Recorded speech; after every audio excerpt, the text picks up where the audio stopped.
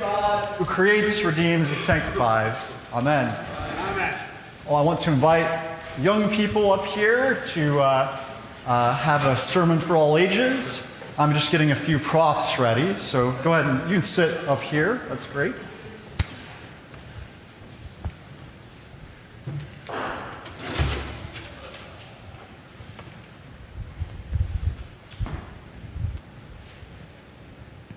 All right. So, today, you want to come on up? Yeah. We have some special things for you. Come on up. So today, we have a story about a dinner. Jesus, and oftentimes in the Bible, Jesus is telling stories over dinner time. Just like perhaps we might have conversations with our families and friends over meals. And so he told a lot of good things over dinner time. Well, at this particular dinner, he noticed how people were seating, how they were sitting, how they were being seated, and he had some thoughts about that.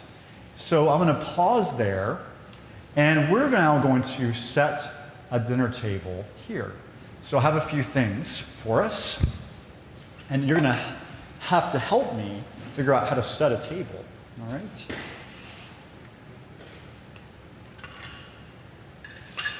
All right, well, we've got a table. What do we need on top of it for a fancy dinner? Yes? A tablecloth. Would you like to come and put the tablecloth on top of the table? All right. And what do we need to put our food on? Yes. A plate. Yes. Would you like to put the plate out? Great. And what do we need to eat our food with? We got a fork, a knife, and a spoon, yeah. And we'll put a napkin underneath, because we might need to wipe our face when we eat. Okay, and this is a fancy dinner, so we're gonna make it a little, I have a little spill there. That's okay, well. So what might we need to brighten our table? Some candles, exactly. And I'm going to light those.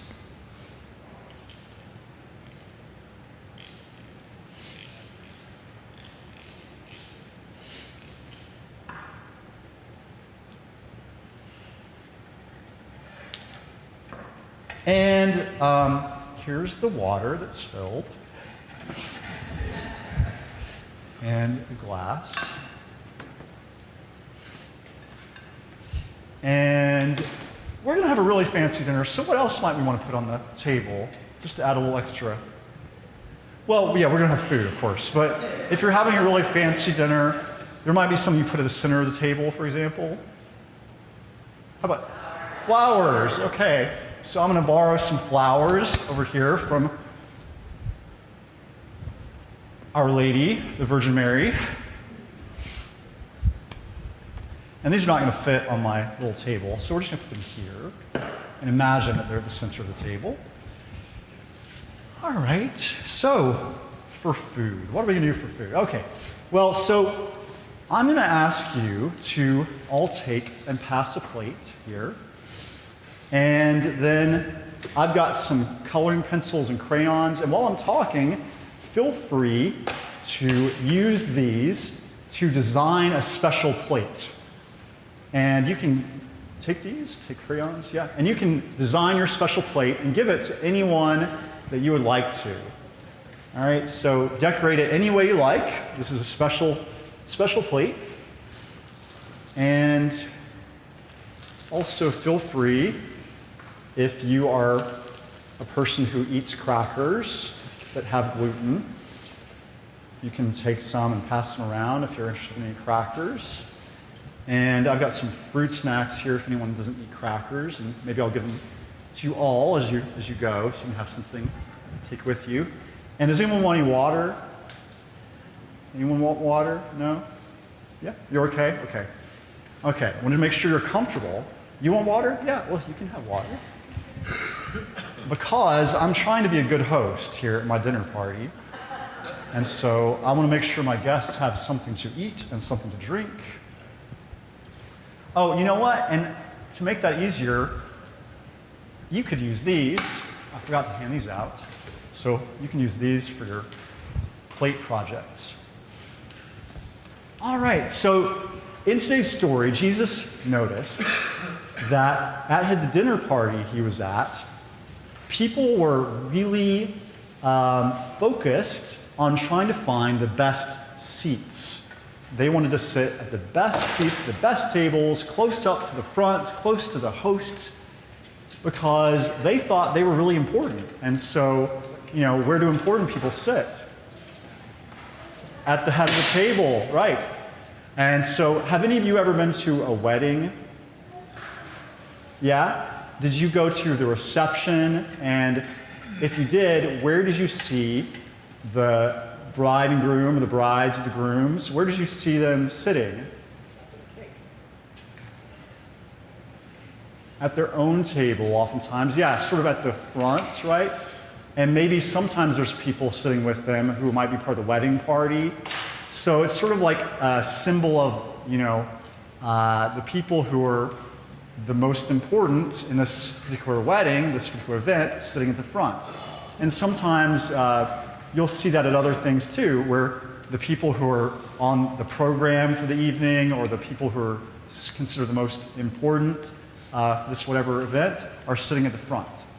And sometimes for things called fundraisers, there are big dinners, and the people who pay the most for their tables sit at the front usually.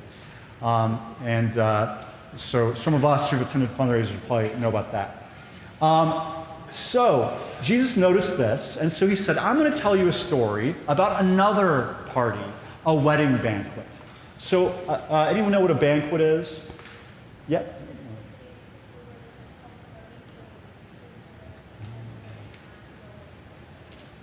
A party for a reason, and at a certain time you go for a buffet. Yeah, or they might also serve you at your table if it's a really fancy banquet. Yep. And so this was a really fancy banquet, and so it was a big party. It was a wedding, and Jesus said, at this wedding party, don't be like someone who's going to go and find the best seat. Instead, because you know what might happen?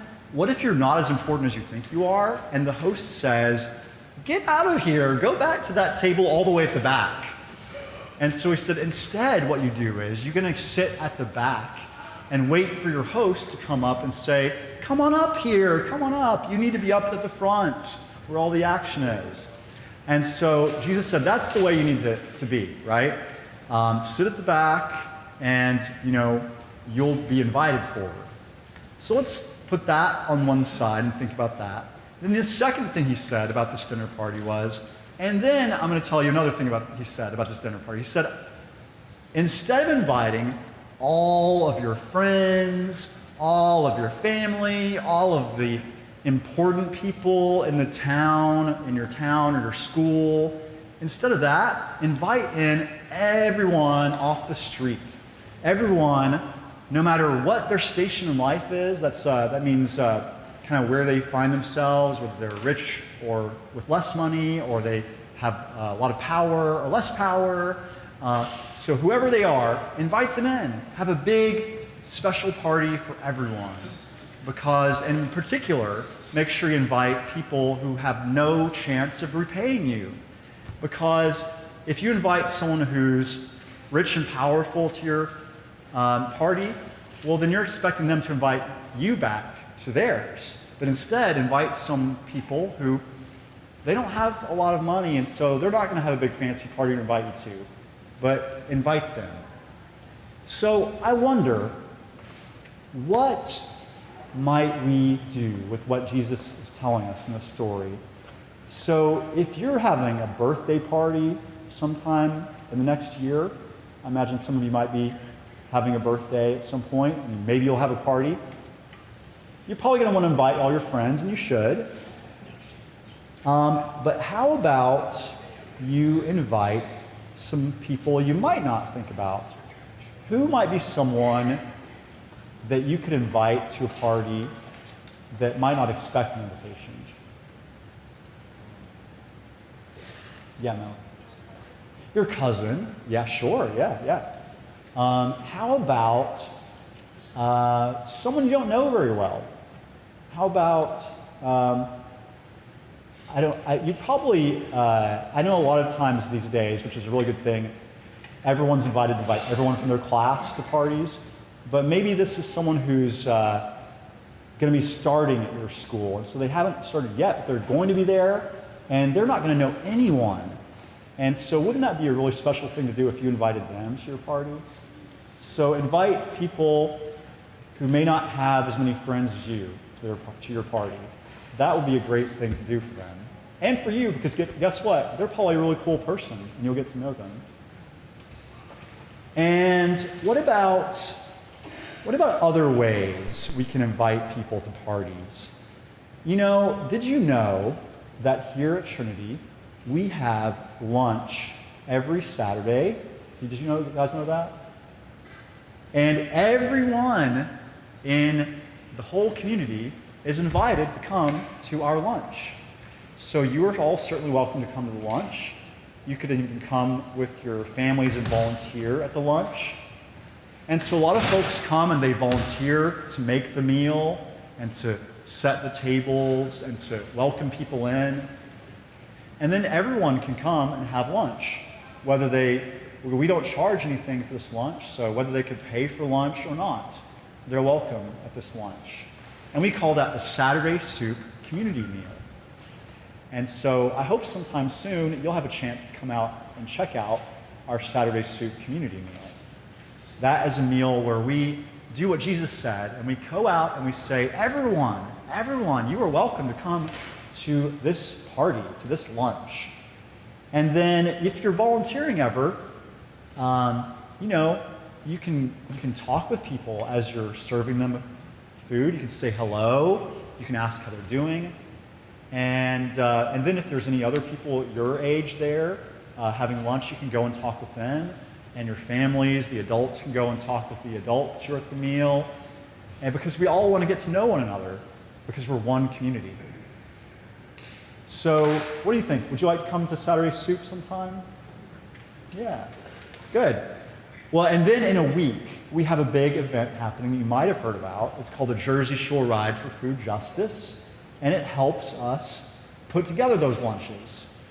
And so you could come and be a part of that if you're able to, if your families have some time for you to come. And there's a kids ride, and so those of you who are younger can join that. Those of you who are not as young as these folks up here could join the adult ride, and you can ride any number of miles that feels comfortable for you. And you can also volunteer. And then, you know what, if you can't even get there until noon, we'll just come in for the picnic, and we'll make sure that you have a meal too. So anyone have any questions about Jesus' story, about any of the things I've said today? No? I see some of you making wonderful plates. Anyone who's got some of their plate done, you want to hold it up and show folks your plate so far? We know they're works in progress, but look at these. Yeah. A little higher. You can stand up.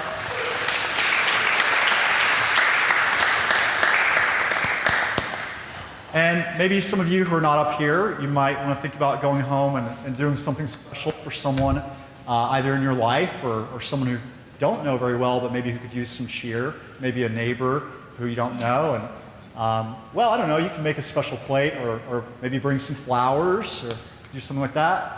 And maybe even go out of your comfort zone and invite one of those folks over for dinner at your house. Because a lot of people may not have as many friends as they might like. And so it's always a nice thing to do to expand our network. And so you guys can invite some folks from your school to a party sometime. We can invite people from our neighborhood to dinner. And we can all come here to Trinity Church and be a part of community meal, Saturday Soup Community Meal, sharing food and connection and community and conversation and God's love with everyone who comes our way. Amen.